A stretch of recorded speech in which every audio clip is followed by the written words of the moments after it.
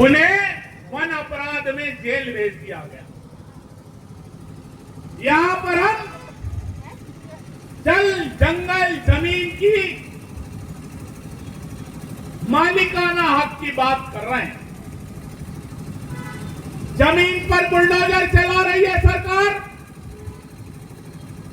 जंगल काटने का जो हमारे उपार्जन के लिए जो हम जो लकड़ी ला सकते थे, जानवर चरा सकते थे, उस पर प्रतिबंध लगाने की बात कर रही सरकार। और जहां तक जल की बात है तो ये जो फॉरेस्ट का वाइल्ड लाइफ प्रोटेक्शन एक्ट है, वन्य प्राणी संरक्षण अधिनियम है, वो ये कहता है कि आप जल के अंदर जो जंगल में जो मछली है उसको भी मारकर नहीं खा सकते। तो न जल आपका रहा, न जंगल आपका रहा, न आपकी जमीन रही। और ये जो बात कर रहे हैं, आपको समझाने की बात कर रहे हैं कि विस्थापन नहीं, व्यवस्थापन है। इनमें अंतर मैं आपको बताऊंगा, क्योंकि मैं अधिवक्ता हूं। इनकी भाषा शैली, इनकी कथनी करनी को बहुत अच्छे ढंग से समझता हूं। तुलसीदास ने 2 लाइनें लिखी हैं, समरथ को नहीं दोष गुसाई।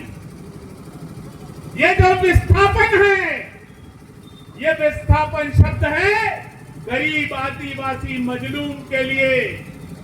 और जो व्यवस्थापन है, व्यवस्था करने की जो कार्यशैली है, वो है किसके लिए?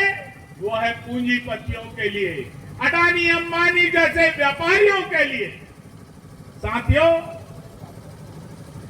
बहुत ही हर्ष का विषय है कि हमारे बीच में हमारे विवेक पवार जैसे ऐसे ऊर्जावान साथी जो कानून की विसंगतियों को समझ रहे हैं, कानून के दुरुपयोग की दिशा में आप सभी आदिवासियों भाइयों को गांव-गांव में जाकर जगाने का प्रयास कर रहे हैं।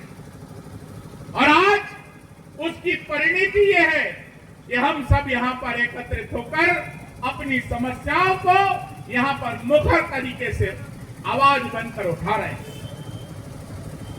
विवेक पवार जी के विषय में जैसा कि मैंने देखा कि जब जब इन्होंने आदिवासियों के हित में, उनकी समस्याओं